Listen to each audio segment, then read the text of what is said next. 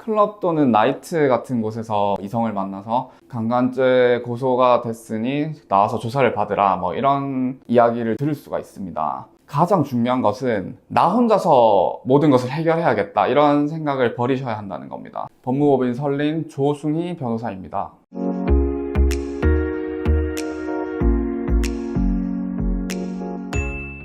강간과 강제추행은 기본 구조가 거의 동일합니다.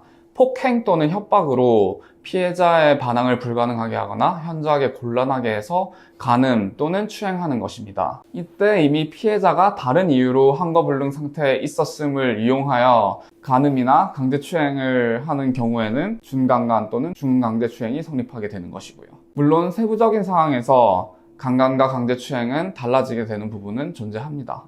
폭행 또는 협박이 특별하게 존재하지 않더라도 추행 행위 자체가 위협력의 행사가 되는 경우에는 강제추행이 성립하게 되는 경우가 있죠.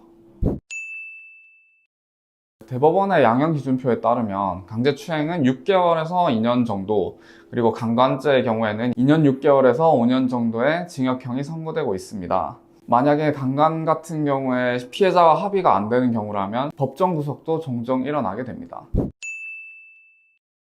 징역형을 선고하는 경우에 피고인은 그 자리에서 바로 구속을 할 수도 있고, 혹은 항소할 것을 대비하여 불구속 상태로 재판을 받도록 하게 하는 경우가 있습니다. 이때 강간죄 같은 경우에는 불구속 상태로 재판을 받게 하기보다는 곧바로 구속을 하는 경우가 많다고 말씀을 드리는 것입니다.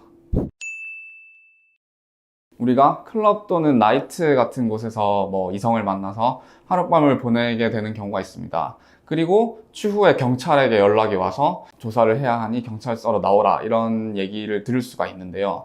이런 경우에 가장 중요한 것은 나 혼자서 모든 것을 해결해야겠다, 이런 생각을 버리셔야 한다는 겁니다.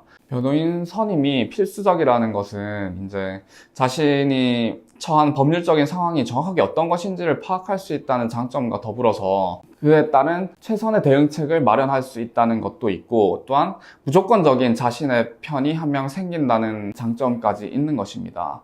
그리고 중요한 것 하나는 변호인에게는 비밀 유지 의무가 있기 때문에 자신이 겪은 사실을 정말 있는 그대로 변호인에게 말씀을 해주셔야 변호인이 가장 정확하고 알맞은 대응책을 마련할 수 있기 때문입니다.